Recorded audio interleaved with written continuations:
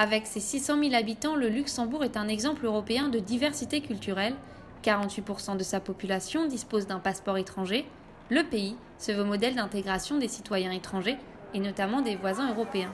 Beaucoup d'habitants qui viennent de l'étranger et nous, je trouve qu'on sait comment on peut faire vivre les gens ensemble. Et c'est ça que je trouve qu'il faudrait aussi faire en Europe. Et je pense que la politique ici au Luxembourg est bien pour que les gens s'unissent en fait. Mais le pays sait aussi profiter des opportunités offertes par l'Union européenne, notamment en termes de mobilité. C'est non négligeable pour un pays dont la superficie fait moins de 3000 km², soit plus petit qu'un département français ou qu'une province belge. Une liberté qui se traduit en termes d'opportunités de voyage, mais aussi professionnelles et scolaires. J'ai profité de l'Erasmus, j'ai fait mon Erasmus à Paris, donc c'était une belle époque, c'était vraiment bien. Donc nous sommes la génération Erasmus, donc on peut voir l'échange culturel avec les autres gens. Aussi le fait que vous, en tant que Français, vous êtes maintenant au Luxembourg pour avoir l'échange d'idées, c'est aussi ça l'Europe. C'est que c'est un échange culturel que l'Europe m'offre et elle offre en fait une plateforme, si on peut le dire comme ça. On a l'Erasmus, on a la liberté de venir dans tous les pays qu'on veut pendant les vacances. Donc c'est vraiment des grandes libertés que l'Europe m'offre.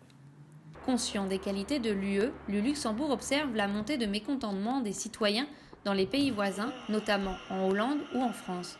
Cette montée de l'euroscepticisme se traduit par un manque de communication et d'information des institutions elles-mêmes.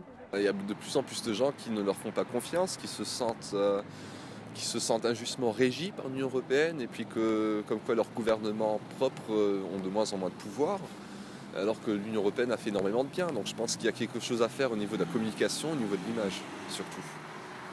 Et à mon avis, ce sera la première étape, parce que sans le soutien du peuple, ça n'ira pas très loin, puisque ce seront les mauvaises personnes qui seront élues et qui feront en sorte que l'Union européenne disparaisse petit à petit. Désigné comme un paradis fiscal, le pays sait aussi que ce statut lui est souvent reproché.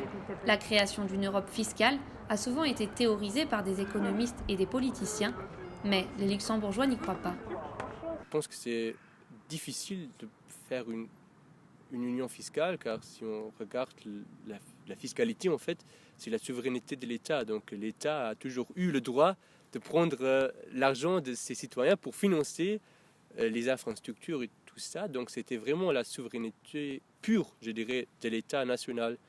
Et de donner cela à une union plutôt symbolique, dans l'état actuel, qui n'est pas vraiment dynamique, j'aurais mes doutes si cela c'était un bon moment de le faire. Et à ce moment-là, je pense pas. Je pense que dans le futur, c'est vraiment un stade à achever, donc un stade où on doit y venir. Le pays n'a pas été indifférent face au vote du Brexit. La séparation entre le Royaume-Uni et l'UE procure de nouvelles opportunités d'emploi au sein du pays et de visibilité européenne. De quoi voir grandir dans le pays un rêve de capitale financière européenne. On a cru, parce que aussi les banques sont importantes au Luxembourg, que peut-être les banques ou les institutions qui sont en Angleterre viennent au Luxembourg, mais maintenant on voit qu'ils vont plutôt à Francfort en Allemagne ou à Paris ou aux Pays-Bas. Mais je pense qu'on doit aussi géographiquement parler, on est au milieu de l'Europe, on pourrait peut-être devenir un peu plus important. Pays fondateur de l'Union européenne, il a longtemps fait office de petit poucet, avant l'arrivée de Malte qui devient à son tour le plus petit pays européen par sa superficie. Les jeunes luxembourgeois souhaitent faire oublier cette image de paradis fiscal. Pour eux, la nouvelle génération se doit d'apporter un nouveau souffle à l'UE.